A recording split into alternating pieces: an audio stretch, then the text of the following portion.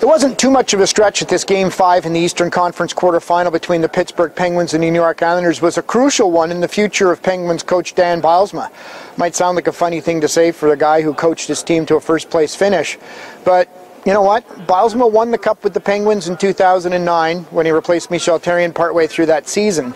But since then, they've only won one playoff round. They lost to the 8th-seeded Montreal Canadiens in 2010, went out in the first round in the last two playoff years. So being tied with the 8th-seeded New York Islanders was not something the Penguins, Bylsma, or anybody else associated with the organization expected to see.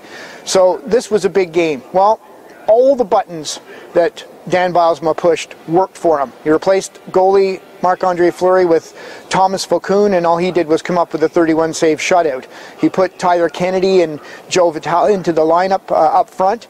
Kennedy scored the first goal of the game, turned out to be the winner. Vitale gave them a lot of energy, good on the forecheck, won a bunch of face-offs, and really helped them get more zone time, which is something that they'd really been lacking in the first 4 games of this series. So now the scene shifts to Long Island on Saturday, and it's going to be up to the New York Islanders to find a way to raise their game once again. Thought the Islanders' energy was a little bit on the wane tonight. They didn't play with the same energy and vigor that they did in particularly in Game 4, which they won 6-4 on Long Island on Tuesday night. So it's over to Coach Jack Capuano now, the coach of the Islanders, to see what changes he can come up with to try and find some of that energy that the Islanders are going to have to recover in order to prolong this series.